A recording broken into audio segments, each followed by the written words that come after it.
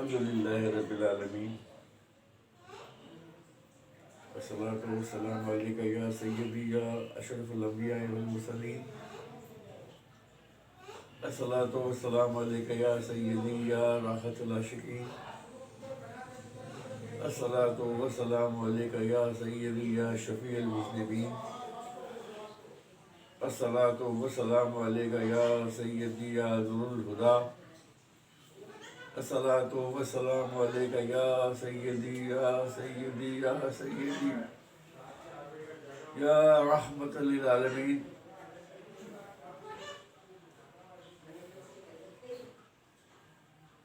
اللہ کے فضل و کرم سے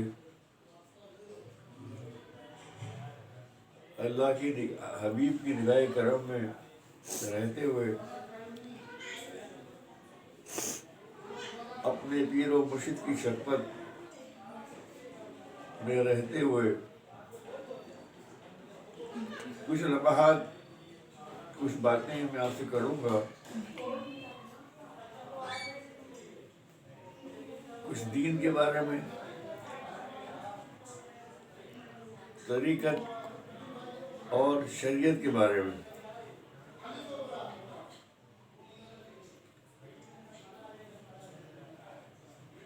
مگر مختصر۔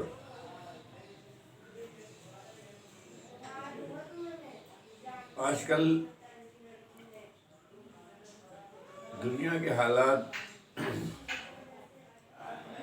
یہ بتاتے ہیں کہ انتہائی شدت کے ساتھ دنیا کے تمام انسان رب کی پکڑ میں ہیں۔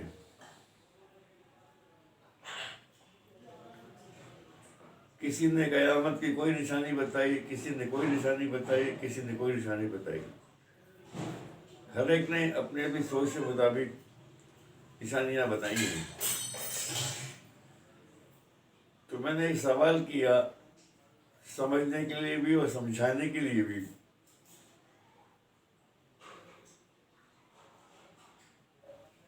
قیامت تو تمہاری قبروں کے بالکل نزدیک پہنچ گئی، تمہارے قرب میں ہے۔ تم قیامت کا انتظار کرنے کے بجائے یہ سوچو کہ کیا تم نے قیامت کی کوئی تیاری کر لی؟ نہیں کی۔ اس لیے کہ ہم سب تمام لوگ عام مخلوق میں ہیں، اور عام مخلوق کی سوچ کو رب نے محدود رکھا ہے۔ کیوں محدود رکھا؟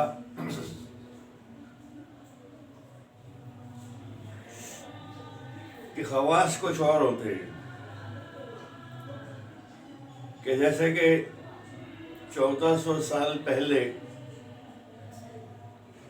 مکے کے اطراف میں بھی اور مکے کے اندر بھی، حتیٰ کہ خانہ کعبہ کے پاس بھی، تمام غیر مسلم، کیونکہ اسلام تو تھا نہیں، کفار تھے، تو خانہ کعبہ کے ارد گرد ان کی بستیاں تھیں،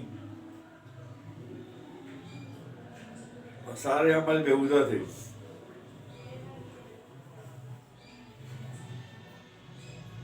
تو کبھی کبھار جب میں اپنے پیر و مرشد کا بیان سنتا ہوں تو وہ ایک بات سے شروع کرتے ہیں کہ مخلوق تباہی کے کنارے کھڑی جہنم میں گرنے کو تیار، پھر ایک نور جگمگایا، جہنم میں گرتی مخلوق کو تھام کر جنت کی راہ دکھا دی۔ اس وقت بڑے مصائب سے واسطہ پڑا،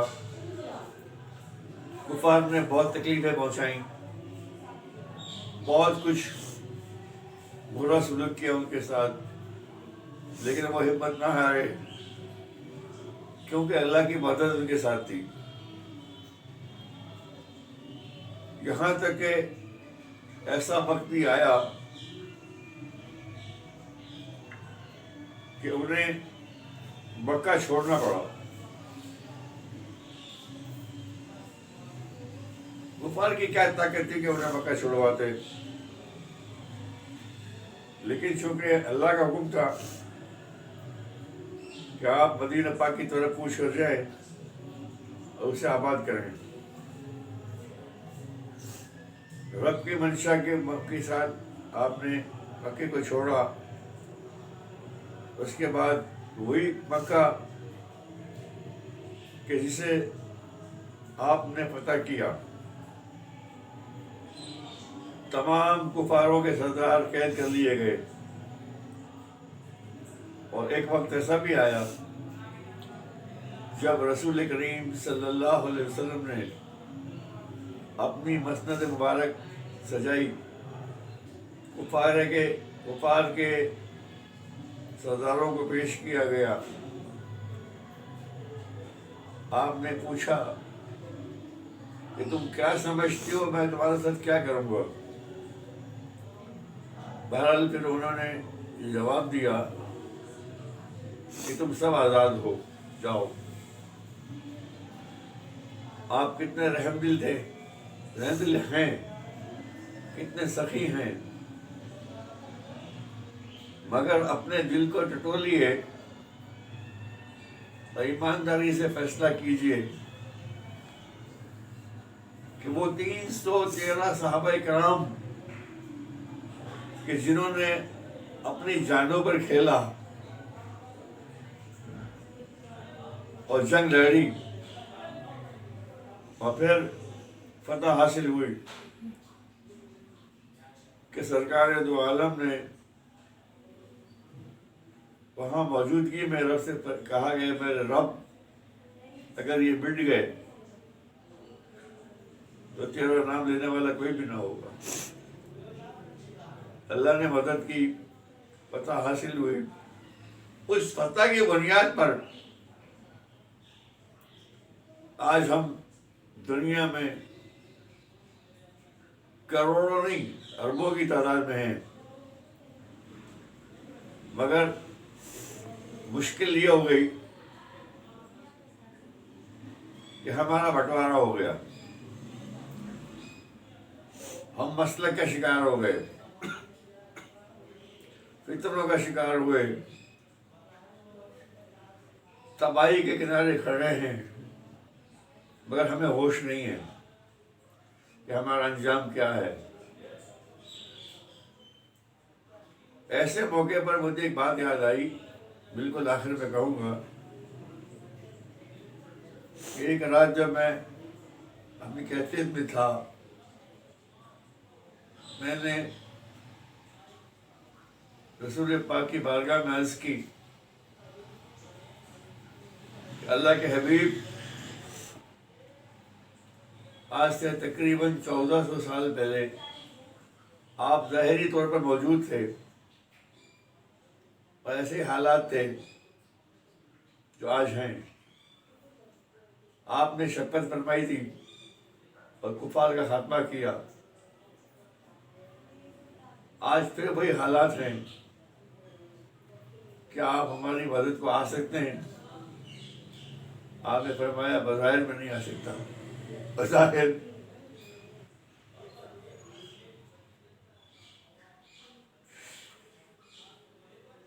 مگر ہر زمانے میں، ہر دور میں میرے 40 غلام ہوں گے جو میرے نظام کو چلائیں گے.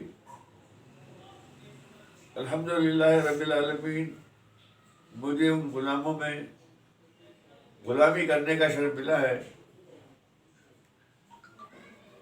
ایک تو مجھے واسطہ پڑا میرے پیر و مرشد سے کہ جنہوں نے مجھے تھام لیا، اور بہت عرصے تک میں جب ان کی خدمت میں رہا، اس قابل سمجھا کہ یہ اپنے پیروں پہ چل سکتا ہے، تو انہوں نے مجھے چلنے کے لیے چھوڑا۔ اس اثنا میں کچھ نامساعد حالات پیدا ہوئے۔ میری ملاقات ہوئی قبلہ پیر فیصل نقشبندی سجادہ نشین دربار عالیہ عبدالعلیم غور پھول ملتانی رحمۃ اللہ علیہ، انہوں نے شفقت فرمائی اور مجھے انتہائی قریب کیا۔ یہ دو ہستیاں میں دیکھتا ہوں، میرے مرشد کریم اور فیصل صاحب، اور دونوں نقشبندی ہیں ہمارے سلسلے کے۔ ہمارا سلسلہ خواجہ بہاؤالدین نقشبند سے ہوتا ہوا سیدنا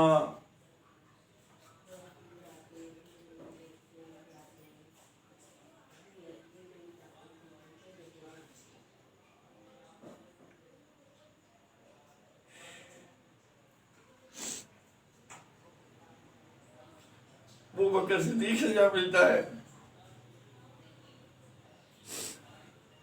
اور سیدنا ابوبکر صدیق وہ ہستی ہیں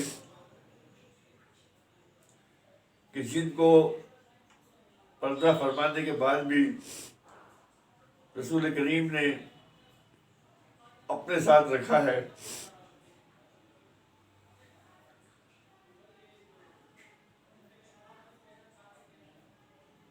تو یہ سلسلہ شروع سے چلا آ رہا ہے، آج سے چلا آ رہا ہے، چل رہا ہے، اور انشاءاللہ قیامت تک چلے گا۔ بڑے بابا جی کی کرامات تو بہت ساری ہیں۔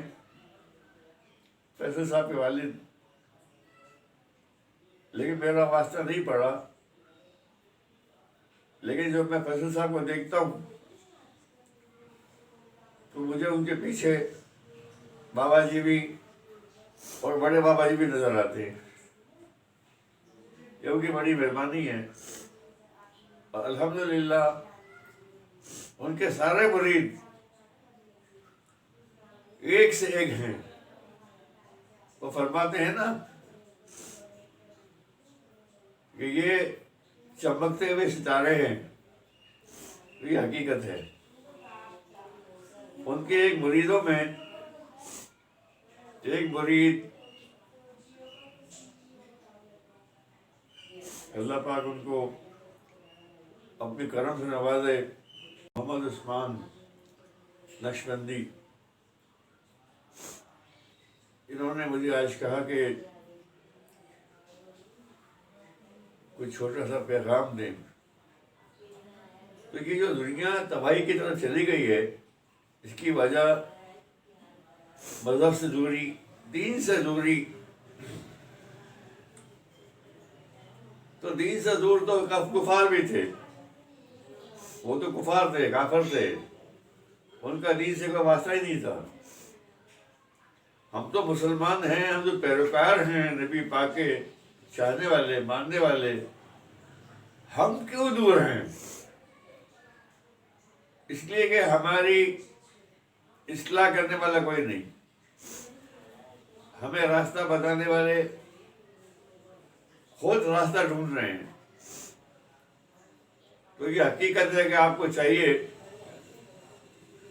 کہ آپ اپنے مرشد کی تلاش کریں، ان کا دامن پکڑ لیں، اس کے علاوہ کوئی چارہ نہیں ہے۔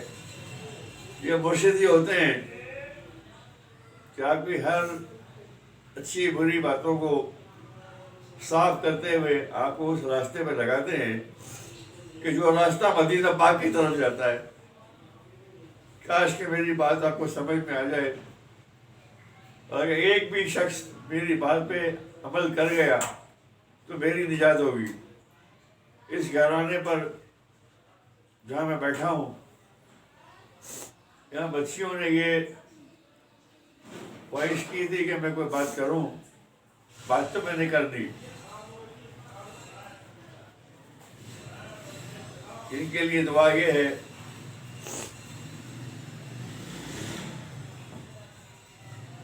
کہ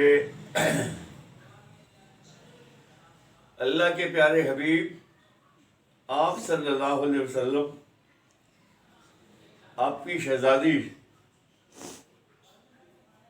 ہماری مائی صاحبہ بی بی فاطمہ سیدہ، ان کی شان بیان کرنا ہمارے بس کی بات نہیں ہے، ہم صرف محسوس کر سکتے ہیں۔